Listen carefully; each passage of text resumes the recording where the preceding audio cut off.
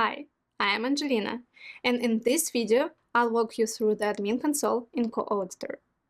Whether you are managing user access, setting up company details, or enforcing security protocols, the admin console is your central hub for governance and control. Let me show you. The admin console is made up of a few key areas: user management, project permissions, billing and subscription, security settings, company profile. Let's start with user management.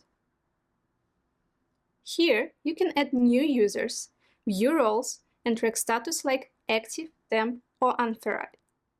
This is especially helpful for onboarding new staff member or temporary team members quickly while still maintaining oversight.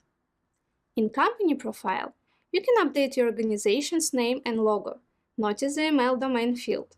This isn't just cosmetic. Coauditor uses the domain to restrict documents sharing and invitation access, helping keep data within your authorized network. For teams needing to whitelist multiple domain, this is available on our enterprise plan. Next, project permissions.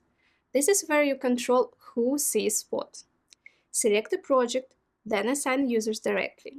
You can adjust access per project, which is useful for rotating teams or sensitive engagements. Under Billing, you can view your plan, usage metrics, and update payment details.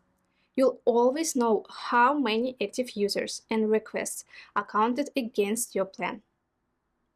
And finally, security. Here you define how users log in, standard username and password.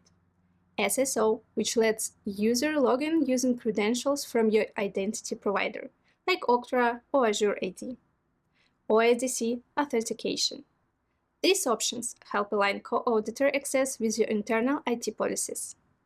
With the admin console, you get more control, more visibility, and better security. Thanks for watching, and check out our other how-to videos to get even more out of Coauditor.